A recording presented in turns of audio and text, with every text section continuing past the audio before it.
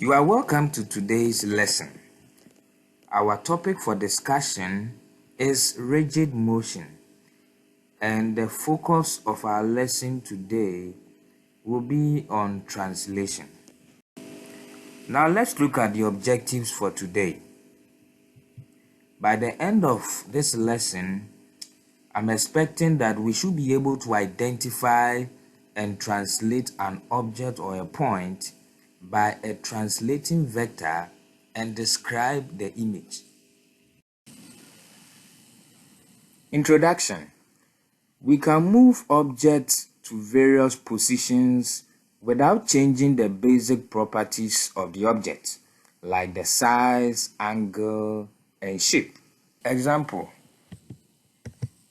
When I move a drawer, only the position changes.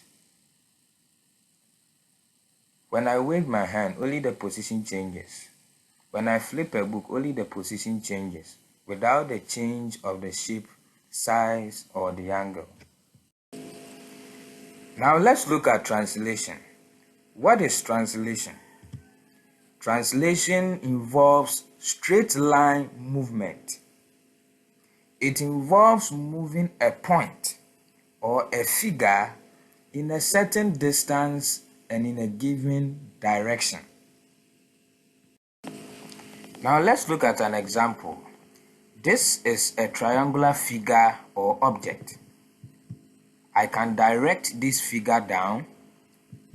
I can also direct it to the top right corner and also to the top left corner.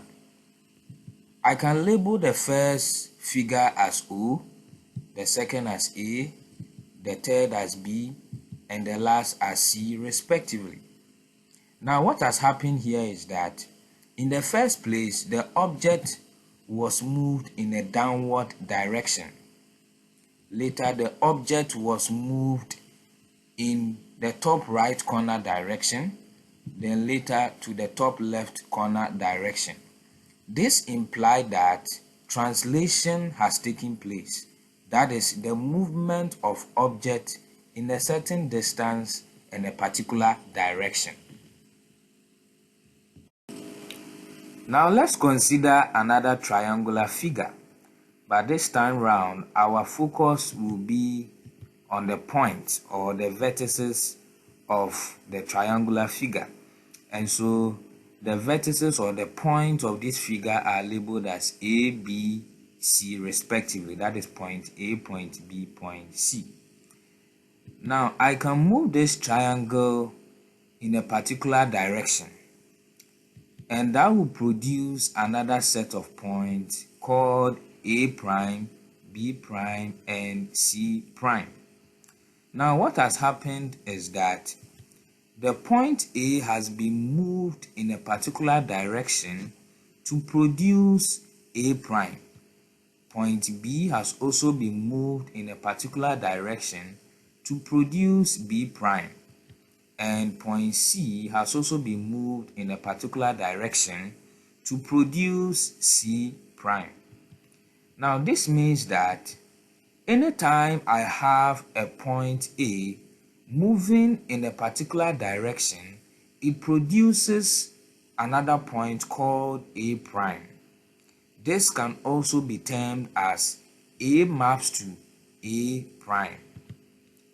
Now this is also B maps to B prime and C maps to C prime. Now we say that A prime, B prime, C prime is the image point of the object point A, B, C. This implies that A prime, B prime, C prime are produced from the points A, B, C.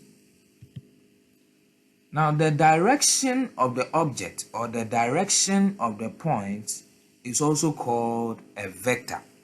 And so this implies that translation has taken place. This time round, it involved the movement of points, point A, B, C in a particular direction to produce A prime, B prime, C prime. Now this implies that you add object point to the translation vector to get the image point. That is, when I add object point to the vector, or which is the direction, it produces image point. Example: find the image triangle A prime B prime C prime of triangle A, which is point A negative 2, 4, point B negative 3, 2, and point C, which is negative 2, 2, under the translation vector 3, 4. Let's look at the solution. Now note that the point A, which is negative 2, 4, B, which is negative 3, 2, and C, which is negative 2, 2, are the object points, and 3, 4 is the vector or the direction. Now remember, we said object point plus the vector will produce image point. Now considering the first object point, which is point A, negative 2, 4, the point A, which is negative 2, 4, added to the vector 3, 4, will produce negative 2 plus 3 and 4 plus 4. So the top values are added together and the down values as well, and that will produce 1, 8.